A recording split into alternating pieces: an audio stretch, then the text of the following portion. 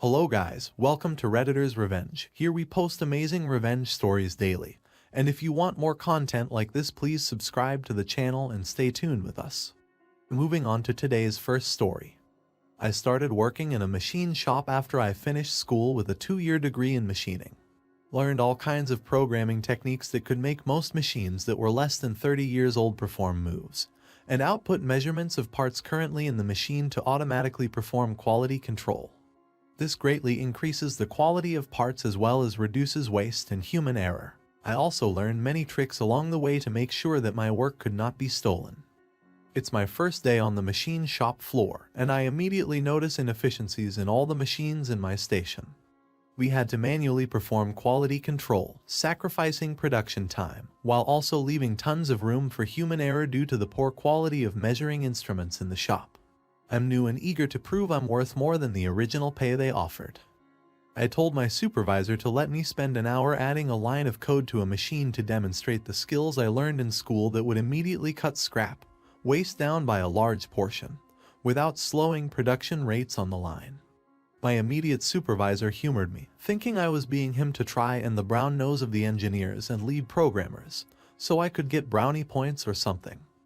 A quick backstory to note. I had zero experience in a production plant and said supervisor had 30 years of experience in the field. He had a very proud attitude and genuinely worked very hard to learn what he knew. He was decent to work with, but when I asked questions about some of the basics of this machine, like how to get to the program so I could edit it, he would block my view of what he was doing and get to the end result quickly without explaining the process. Being new and wanting to learn, I'd always ask to have him to show me what he did. He always refused and claimed it was his way of securing his job. Anyway, I programmed the function into the machine in about 2 hours and 40 minutes, and when it comes time to demonstrate the process, it catches a part that is out of tolerances according to the blueprint. I also programmed the machine to output different messages, providing instructions to whoever the operator was on ways to resolve the issue if the part couldn't be salvaged, or to automatically adjust offsets of the tool that machined the feature that was found to be out of tolerances, and rerun said operation and recheck said feature to ensure quality. All of these functions were performed automatically without any input from an operator. This is a pretty magnificent feature to have in production, and my supervisor knew that. The supervisor who observed the demo immediately went to report this to higher-ups, who came to view the new feature I had implemented. As the next part was being produced, the quality check move initiated and found that the second part was also bad, and output a message to change tools X, Y, and Z. The managers were incredibly surprised that this was all done on an 18-year-old machine, and they looked to my supervisor to ask how he figured it out. Long story short, he took the credit and was given a raise on the spot. It didn't register to me that that's what happened until I went to ask if he was going to credit me for my work. He said, "Yeah, but you gotta put in the time to get to where I'm at. It doesn't matter that you did the job, cause without me, you never would have known how to do your fancy programming in the first place." The managers have left for the day, so I couldn't fight my case right then. The next day, I was planning on informing the managers that I was the one who did the programming to do. The managers were also former machine shop veterans with 20+ years in the workplace and refused to believe me.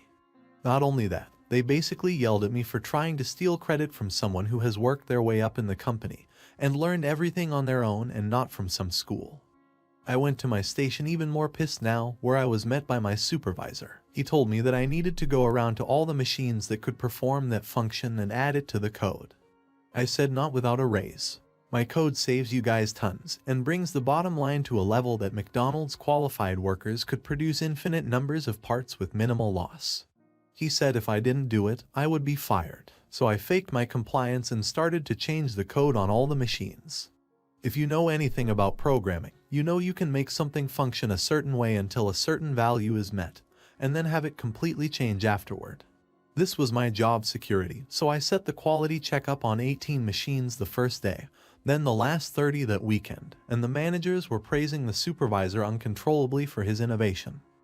Well, the programs were all set to operate as normal, and do quality checks like I programmed the original machine. However, I programmed the rest of the machines to keep track of a new variable. They would run and self-check just fine, until they reached a random number of parts produced, where it would then throw up an error code. That would only be cleared with a password I had set for it. If a wrong password was provided or someone just hit the enter reset button, the machine would take its largest tool in the turret and run it rapidly into the solid chuck at maximum RPMs. I made it so about 65 to 75 hours of production would go smoothly before my job security would kick in. It took 3 days for the machines to hit their magic values, but when they did, boy oh boy, it was magically satisfying. The first machine to crash was making parts for the drive lines of a major motor company. The crash was caused while a new operator was running the machine, who I might add was only hired because the program I made let them hire clueless people into the shop and be able to still produce good parts. When he tried to clear my password code, the lathe started turning at 25 RPMs with a large heavy drive shaft base in the holder, switched to a huge drill, and ran the drill into the holder, causing the tool holder to be knocked off axis, the part holder and tools to be destroyed, as well as cost the company tons to get someone from the machine's maintenance team out to repair it. After the first glorious crash, I menacingly mentioned to the supervisor, "You should check your codes to make sure they're working properly." He went ghost white. Not a second after, 3 more machines simultaneously crashed gloriously. He starts to chew me out, saying I'm in huge trouble, but as he starts cursing, the managers are there to have him go diagnose the problems with his codes. The supervisor, not wanting to admit he stole my work, doubles down, says confidently I know what the problem is, and walks off to the crashed machines. Not a minute after they turn a corner, more machines start crashing. I just sit idly by and listen to the glorious sounds of my nuclear revenge playing out. A few minutes later, all the workers are told to stop production completely. We are all kept in the shop until they can figure out the problems. This is a 24-hour production facility with 3 shifts of workers coming in 7 days a week, mind you. Our shift is nearly over and we've all been idle for about 7 hours. The next shift comes in and we leave for the day. I hear nothing from the shop, so I just go in the next day as normal. Turns out they tried to fire machines back up during the night shift and 18 more machines crashed like the others. The plant did a formal layoff of most of the workers the next week, as they were hemorrhaging money from all the damaged machines on top of labor paid without any production. We filed a class action suit against the company for unemployment, lost vacation time, dangerous work conditions due to the severity of the crashes, etc. The company went bankrupt from the lawsuits and losses in production. Machine repairs. The guy who took my credit was fired and had an article in the paper about him sabotaging the company's production. He told them I was responsible for the crashes, but the company found out that the code to my password program was his name. They believed he did this out of spite cause he was refused a raise the previous year and his threats to them after his last evaluation. Sucks to suck, lol. Now, here is the end of our first story, and I hope you guys are enjoying my content. So before moving to the next story, you guys can share your thought in the comments section about this satisfying revenge OP took on his credit thief senior, and if you have similar encounters with such bosses and seniors you can share it. Also hit the like button, subscribe to the channel and hit the notification bell to stay tuned with us for more satisfying revenge stories. Now, moving to our final story. So this just happened about 6 months ago. I got a job in a different department than the one I started in. Great job. I really like my manager and my supervisor, but my co-worker in this department is a bit weird. She's a neat freak and you can't set or leave anything on her desk without permission. You can't touch her chair because she has back problems. She is a slave all over her job and whines constantly about how much work she has. I started my role and floundered a bit. I didn't really get training and it was a struggle for a while, but I slowly got the hang of things and got pretty good at what I do. Except my co-worker has decided that she doesn't like me and has started picking fights over stupid stuff. And I do mean stupid stuff, like if I was working on something and she needed something as taken care of, she would ask me to do it, and as opposed to waiting for me to finish what I was doing she would start yelling at me. Or if I did something that annoyed her, like ask her what time she wanted to take her lunch, that would be another screamfest, as she shrieked at me for not knowing what her schedule was and bothering her at her sacred desk. It got bad enough that we both got called into a meeting where our manager told us that we needed to work things out or they would make changes, and left it there. That improved things for a little while, and then she was back to where she was before. Then I realized that she was keeping a log on me of every single mistake I had ever made. Seriously, put a box on the wrong shelf, it goes in the log. Leave a power supply out of something by accident, it goes in the log. It got to the point that she complained to my manager when she thought my clothes weren't clean enough to wear to work. We work in a warehouse, I don't wear nice clothes in my role, and I ended up having to have an embarrassing conversation with my manager. I started to retaliate by going to my supervisor whenever she flipped out on me to complain that this wasn't acceptable. We're supposed to be on the same team, and screaming at your co-workers isn't kosher. Management agreed with me, and more than a few discussions were had with her about her attitude. So the Cold War went on for a while, and to their credit, my management team tried their best to make it work.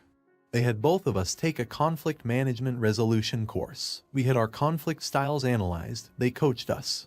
The thing was, they pretty much came to the same conclusion that I did. She didn't like me, and didn't care if I knew it, and wanted me gone.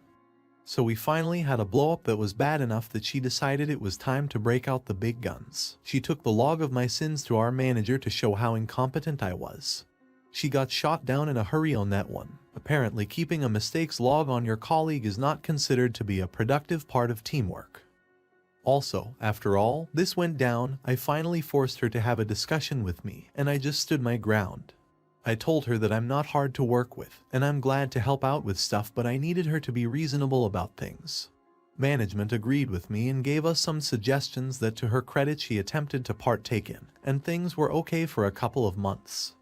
Then my wife called me one day to confess to me that she'd come down with a medical problem that she had been hiding from me, because she was embarrassed about it. It shook me up a bit, but I went and talked to my supervisor, and I felt a lot better afterward. I went back to work and immediately got grilled by a co-worker. Where did I go and what was I doing? Talking with our supervisor. About what? Something private. She kept badgering me about it to the point that I had to ask her to stop and leave it alone, because I didn't want to talk to her about it. Well, this pissed her off something fierce. The next day when we were working, she asked me a question about something, and when I responded, she completely lost her mind and accused me of treating her poorly and demanded to know what the problem was. I told her I had some problems at home, and if it was affecting my work, I was sorry. She told me I was full of shit and was lying about stuff to try and gather sympathy for me because I was so incompetent at my job. And that was it, it was war. I put down the equipment I'd been working with and left the room, and when I walked away, she was taunting me. Why don't you go tell your mommy how I was mean to you? Because she guessed correctly that I was heading right to the supervisor. Well, the supervisor was pissed off, wrote down the entire incident, wrote her up, and filled in our manager too, who was also not very impressed. As for me, the gloves were off, this witch had to go. So I picked up my perfect weapon, the job she had been dog-ducking around in the last few months. We'd recently gotten a huge computer upgrade in the role that she covered, and she should have been able to work a lot faster at her job.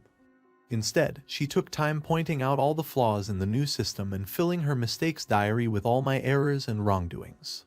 One day I even caught her taking pictures of equipment that I'd worked on. As it turns out, I'd had to cover for her a couple of times, and the job she was doing did not take the amount of time she was allotted to do it. I managed to finish off an entire day of work for her in the span of 90 minutes, and the next time she took a day off, the same thing happened. 90 minutes or less for everything that would normally take her a full 8 hours. So I told my supervisor, and the next time she took a day off, she got staff from another department to cover her spot for me. One person posted a result slightly slower than mine, and the other person was actually a little faster than I was. So now my supervisor was in agreement with me, she was dog-ducking and we both knew it. Time to spring my trap.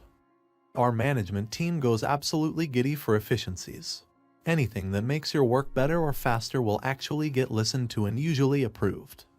So I sat down and wrote a proposal that essentially broke our work area down into 2 zones, one being the returned equipment area and the other being the processing, configuring area. I magnanimously offered to take all of the processing and configuring off her plate and would allow her to deal with all of the returned equipment. On the surface, this looked like I was offering to do even more work than before, simply so that we could stop butting heads at work and be more efficient.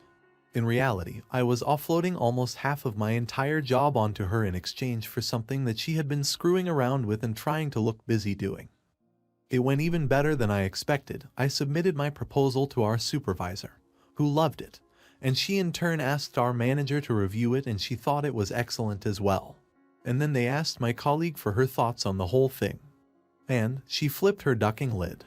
An email no less, and I know that because my supervisor just forwarded the original email to her, and she hit reply all to it. She demanded that they immediately trash this idea, called me lazy and stupid, implied that she had way more seniority than me, told them that I wasn't smart enough to do her job, that I was discriminating against her, and threatened to take legal action. Management stalled on this a little bit because she was a long-time employee, and she was making some very damning accusations.